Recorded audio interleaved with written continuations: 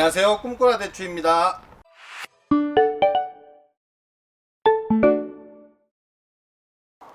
네, 안녕하세요, 꿈꾸라 대추입니다. 자, 오늘이 5월 21일입니다. 자, 이곳은 저희 일포장입니다. 일포장은 이제 사과 대추를 생산하는 과수원인데요. 이렇게 보시면은 이제 결과지들이 또 나왔고 결과 모두도 많이 나왔는데, 지금 이 시기가 결과지를 제거하는 시기이기 때문에 1차 결과지를 어떻게 제거하는지, 그리고 어떤 결과지를 제거하고 어떤 결과지 남겨두는지에 대해서 알아보겠습니다.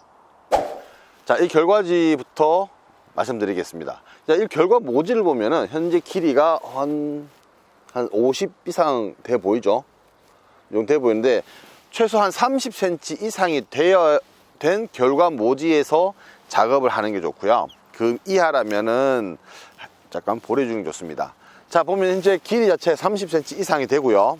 결과지 자체가 이렇게 발화 당시에 하나, 둘, 셋, 넷, 다섯 이렇게 나왔습니다. 보시면은 이제 결과지가 이렇게 처졌고, 현재 결과지 내에 꽃도 맺혔죠.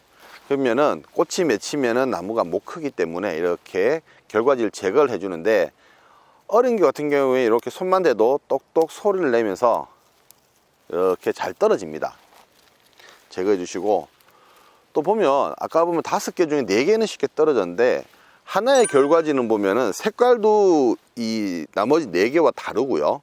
위치도 아까는 4개는 밑으로 쳐졌었는데 하나는 위로 올라가고 있습니다.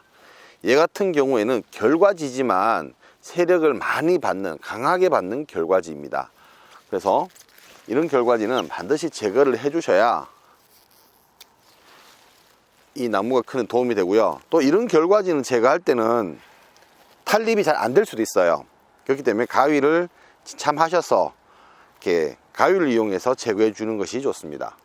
자, 아까와 똑같은 케이스인데요. 보면 전체적인 나무 길이는 약간 50cm 정도 보이고요.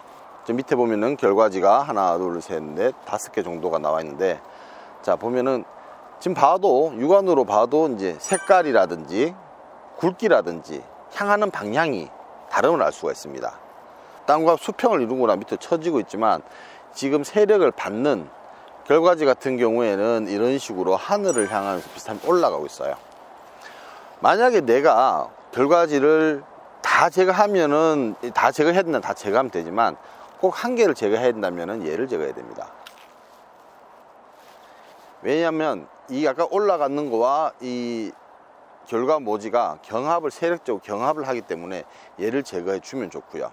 그 다음에 이제 더 제거를 해야 된다면은 얘들을 제거하면은, 예, 아주 정상적인 하계 정전법이 되겠습니다.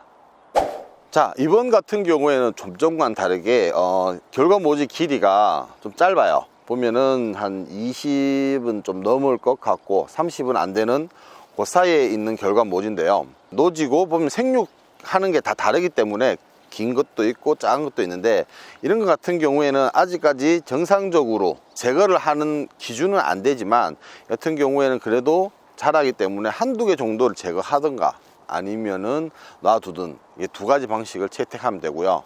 보통 제 같은 경우에는 그래도 이게 조만간 30cm 이상 올라가기 때문에 한 개 정도, 이렇게, 아니면 많으면 2개 정도 제거를 하는 편입니다. 자, 이번 같은 경우에는 이렇게 순이 나오기는 나왔지만 결과 모지가 없고 결과지만 나와 있습니다. 이렇게 결과지만 나와 있는데, 이럴 경우에는 얘들은 제거하지 않습니다. 왜냐하면 1차적으로 결과 모지가 없기 때문에 내가 키워야 될 새순이 없어요. 게다가 열매가 착과가 되고 상품이 되려면 많은 나뭇잎이 필요합니다.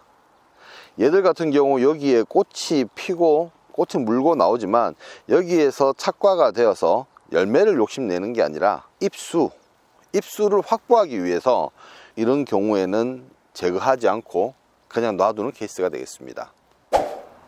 자, 이렇게 나무를 전정을 하시다 보면은 이제 누가 봐도 불필요한 새순이 있습니다. 아직까지 새순이 많이 자라고 있는 시점이기 때문에 지금 당장 100% 하게 전정하지 마시고 불필요한 건 제거해 주십시오. 자, 요거 같은 경우에는 이 두 개의 가지 사이에 이렇게 공간 사이에 이렇게 피었죠. 이런 것들은 제거를 합니다.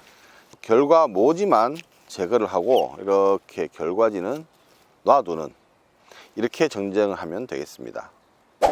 자, 이렇게 세 순을 보다 보면은 하나의 순인데 어느 시점에서 두 가지로 분리되는 경우를 종종 확인할 수가 있습니다. 보면 세력이 강해서 그럴 수도 있고 여러 가지 원인이 있겠지만 이 두 개를 다 가지고 갈 수는 없어요. 열매가 되고 처지게 되면은 어디가 째지냐면 여기서 째져 버립니다. 그렇기 때문에 두 개에서 한 개를 제거를 하는데, 보통적으로 세력이 둘 중에서 좀 약한 것, 얇은 것을 제거하는 편이 좋습니다. 그래서 왼쪽이 오른쪽보다 가늘기 때문에 이걸 이렇게 제거해 주면은 이 가지를 살리는 데 도움이 됩니다. 자, 오늘 이 시간에는 하계 전정법에 대해서 알아봤습니다. 자, 결과지 제거하는 것과 결과모지가 어떤 상태가 되었을 때 이제 그런 작업을 해야 되는지 알아봤는데요. 자, 시설 재배의 경우에는 결과지를 모두 제거하고, 노지 같은 경우에는 그렇지 않은데요.